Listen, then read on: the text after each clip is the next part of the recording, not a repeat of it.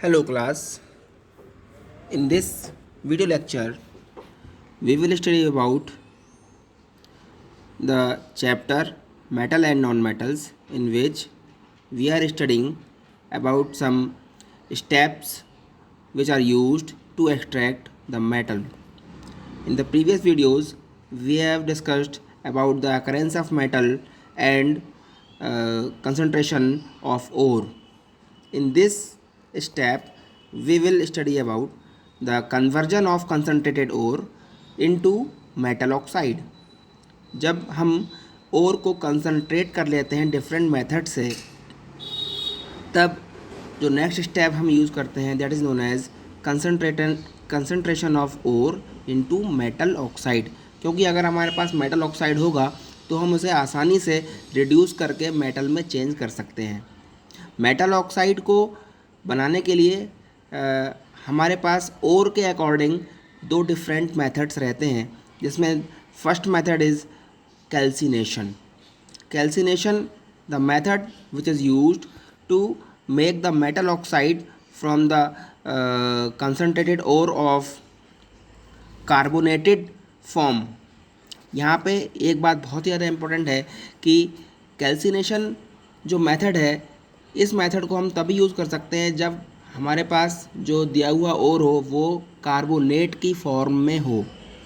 Carbonated ओर जैसे कि zinc carbonate या लेड कार्बोनेट, ऐसी पोजीशन में जबकि ओर का हमारे पास कार्बोनेटेड फॉर्म मौजूद होता है, तब हम उसका ऑक्साइड बनाने के लिए जो मेथड यूज़ करते हैं that is known as calcination method. अब क्वेश्चन ये आता है दैट व्हाट इज़ कैल्सिनेशन। तो calcination of the carbonated ore is the method in which the ore means carbonated ore is heated in absence of air, or we can say that in a very limited supply of air, by which we can get the metal oxide. Okay, so this method is known as calcination. During the calcination we can convert the metal hydroxide into metal oxide very easily. During calcination carbonated ore get converted into oxide by liberating the carbon dioxide gas. Okay, यहाँ आप देख सकते हैं कि zinc carbonate को हमने जब इन absence of air में जब इसको हीट किया, method means calcination and the products are zinc oxide and carbon dioxide. इसी तरीके से when lead carbonate is heated in absence of air or in very limited supply of air, then the products which are metal oxide means lead oxide and the carbonated carbon dioxide. Okay, now the next method of preparation of the metal oxide from the ore is called rusting. Rusting means the method in which the sulphide ore. अब यहाँ एक बात और ज़्यादा important है कि calcination में तो हम लेते हैं carbonated ore, but in the roasting the ore should be sulphide ore, means the ore should be in its sulphide form, then only the method roasting will be used. For example, zinc sulphide and lead sulphide. अब question वही कि what is roasting. Roasting is a simple method of heating the ore in presence of excess of air. Okay, excess of air और excess of oxygen. जब आप किसी ore को excess of air में heat करेंगे तो ऑलरेडी उसमें excess of oxygen आ ही जाएगा। So in this method, when sulfide ore is heated in excess of oxygen or air, then we can get easily the metal oxide with the formation of sulfur dioxide gas. इसी तरीके से आप ये second example देख सकते हैं कि lead sulfide when heated in presence of air, it will produce the lead oxide with the formation of sulfur dioxide. So this method is called roasting. तो यहाँ पे हमने दो मेथड पढ़े, एक कैल्सिनेशन और दूसरा रोस्टिंग। ये दोनों मेथड मेटल से मेटल ऑक्साइड बनाने के काम में आते हैं। अब देखते हैं क्या कोई और मेथड भी ऐसा है। तो इस मेथड के बाद जो नेक्स्ट स्टेप आती है, इसको हमको पढ़ना होगा, that is known as step number 4 and called the reduction of metal oxide into metal. जब हमें मेटल ऑक्साइड मिल जाता है तो हम उसमें से आसानी से ऑक्सीजन को अलग करके हम मेटल को निकाल सकते हैं। और किसी भी चीज़ में से ऑक्सीजन को अलग करना मीन्स उसको रिड्यूस करना, and the method will known as reduction of metal. अब क्या करते हैं रिडक्शन ऑफ मेटल में, देखिएगा आप कि reduction of metal can be done in different ways.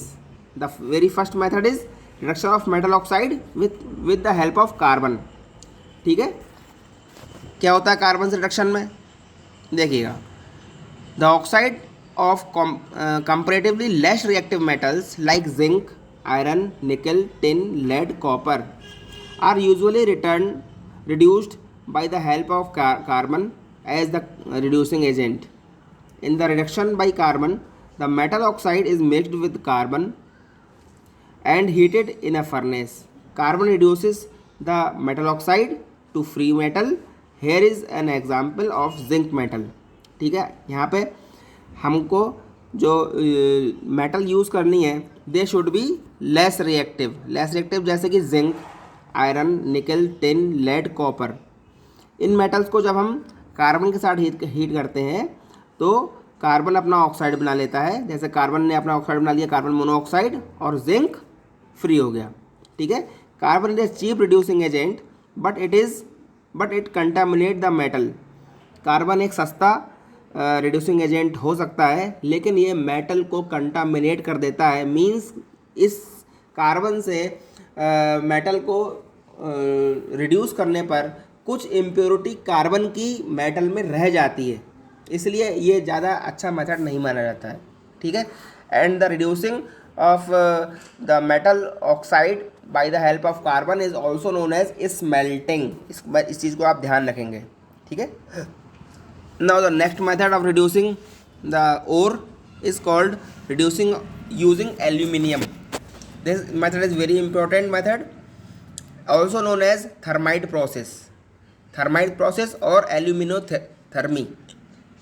क्या होता है इस मेथड में the ores of manganese and chromium are reduced in this process the mixture of the ore and the aluminium powder called thermite is heated. क्या करते हैं इस process में हम जो भी हमको और इस प्रोसेस में हम यूज़ कर सकते हैं, फॉर एग्जांपल मैग्नीज और क्रोमियम के ओर, उन ओर्स के मिक्सचर को, उन ओर्स को हम एल्यूमिनियम मेटल के साथ मिक्स कर लेते हैं, और ये मेटल जो मिक्सचर कहलाता है that is known as thermite mixture.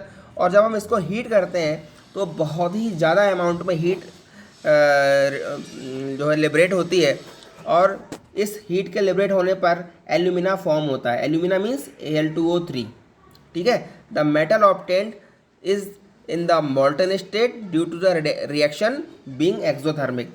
चूँकि ये रिएक्शन बहुत ज़्यादा एक्सोथर्मिक है, इसलिए जो भी मेटल इसके साथ में जब हमें मिलेगी तो वो मोल्टन फॉर्म में होगी। इसीलिए आयरन के गार्डर, आयरन के रेलवे स्लीपर्स वगैरह को हम जब वेल्डिंग करते हैं तो इसी थर्माइट प्रोसेस की मदद से करते हैं। क्या करते हैं कि आयरन में हम थोड़ा सा एल्यूमिनियम मिक्स कर देते हैं, और जब उसको हीट करते हैं तो बहुत ज़्यादा हीट निकलती है, जिसकी वजह से आयरन मेल्ट हो जाता है, और आयरन के दो मेल्ट हुए टुकड़े आराम से वेल्ड किए जा सकते हैं। That process is known as aluminothermy और थर्माइट प्रोसेस।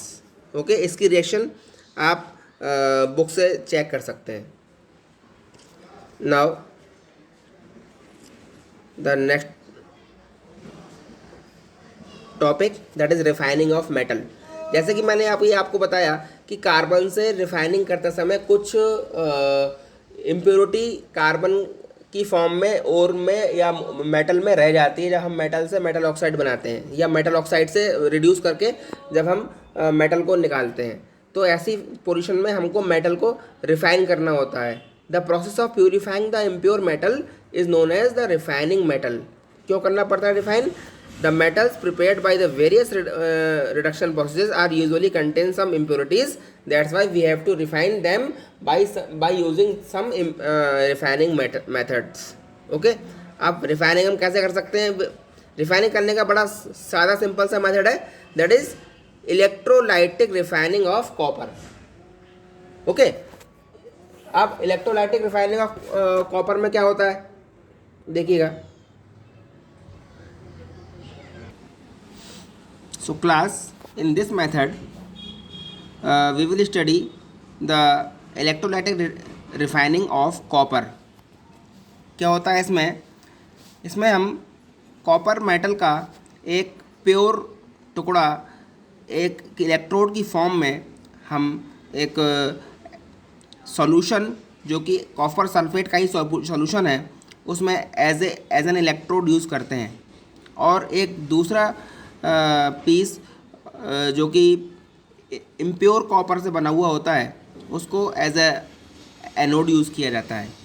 ठीक है, जैसा कि आप इस फिगर में देख रहे हैं कि there are two electrodes of copper, one of made by impure copper and other one is a slim or very fine strip of pure copper metal. Both are attached by a battery. The solution taken in this cell is of copper sulfate solution.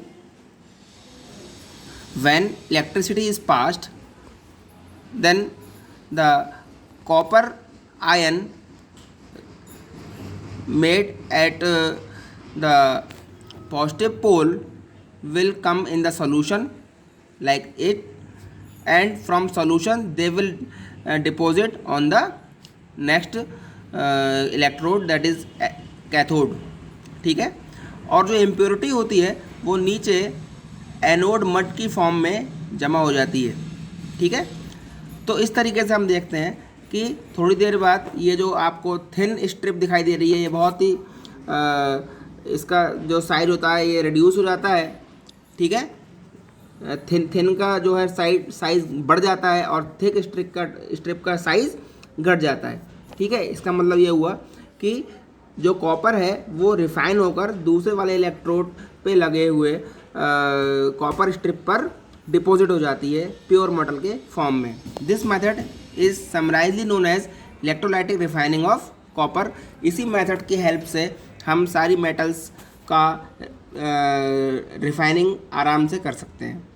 ठीक है, now in the next video I will discuss about the overall chart using in the metallurgy in which we will study about various steps used in the metallurgical process. Okay, and the last topic of this chapter, that is corrosion and alloy. Thank you.